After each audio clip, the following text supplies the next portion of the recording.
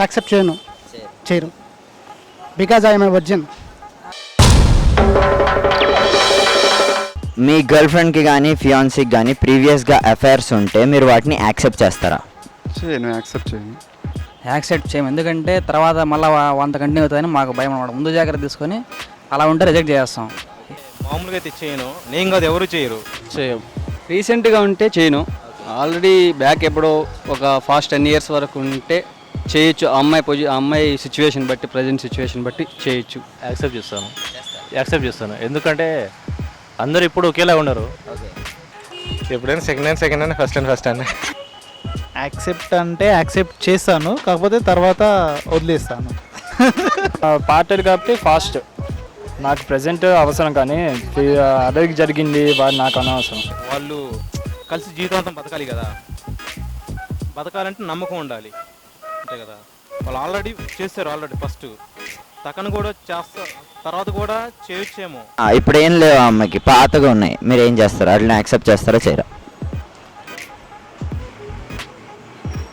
Accept చేయను. ఆమె past లైఫ్లో ఆమె బాయ్ ఫ్రెండ్తో అంటే చాలా క్లోజ్ లేకుంటే, ఫిజికల్గా లేకుంటే అప్పుడు నేను యాక్సెప్ట్ చేస్తాను. నేను టైప్ కాదు కాబట్టి యాక్సెప్ట్ చేయను. ఇప్పుడు వాళ్ళు కూడా అలానే చేస్తున్నారు కదా, అంటే వాళ్ళకు ఉన్నారు కాబట్టి వాళ్ళకు ఉండి కూడా మన దగ్గరకు వస్తున్నారు. మనం కూడా ఇక్కడ వాడుతూ అక్కడ వేరే వాళ్ళని మేనేజ్ చేసుకోవాలి. ప్రీవియస్గా అఫైర్స్ అనేవి ఈ జనరేషన్లో కామన్ అండి అందరు ప్రతి ఒక్కరికి.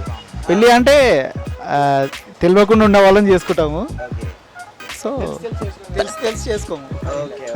ఆల్రెడీ ఎఫ్ఐఆర్ ఉంటే ఎట్లా యాక్సెప్ట్ చేస్తాం? ఇట్లా ప్రీవియస్గా కదా, ఇప్పుడు కాదు కదా, పాస్ట్ అది.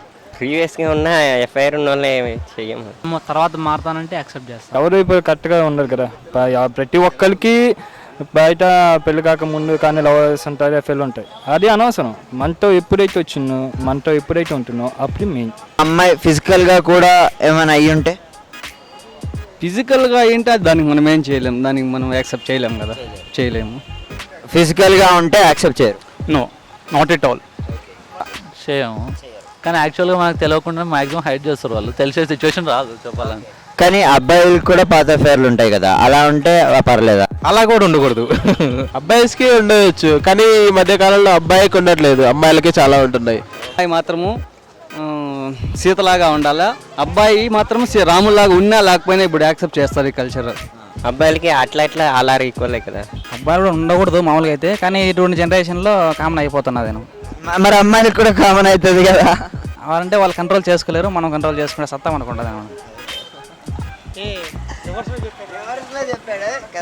అమ్మాయి అబ్బాయి మ్యారేజ్ చేసుకుంటారు, అమ్మాయి వచ్చి అబ్బాయికి ఇది మంగళసూత్రం కట్టదు కదా, అబ్బాయి వచ్చి అమ్మాయికి మంగళసూత్రం కడతారు కదా. ఎందుకంటే మనం ఎంత స్వచ్ఛంగా ఉంటామో వాళ్ళు కూడా అంత స్వచ్ఛంగా ఉండాలని మనం అనుకుంటాం, అదే పాటిస్తాం.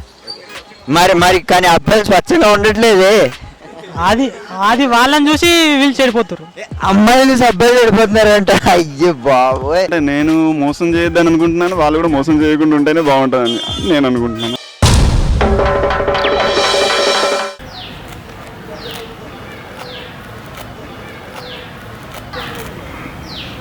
ఏంటి గడ్డి పీక్కుంటున్నాడు అనుకుంటున్నారా? గడ్డి పీక్కోవడం కాదు, మీరు ఈ వీడియో షేర్ చేస్తారని చూస్తున్నారు. మీకు ఈ వీడియో నచ్చితే, ఎంటర్టైన్ అయితే ఓ ముగ్గురికి చెప్పండి, ఆ ముగ్గురిని ఇంకో ముగ్గురికి చెప్పమనండి, ఆ ముగ్గురిని ఇంకో ముగ్గురికి చెప్పమనండి. బాగా చెప్పించాలు, ఇంక మూసుకో.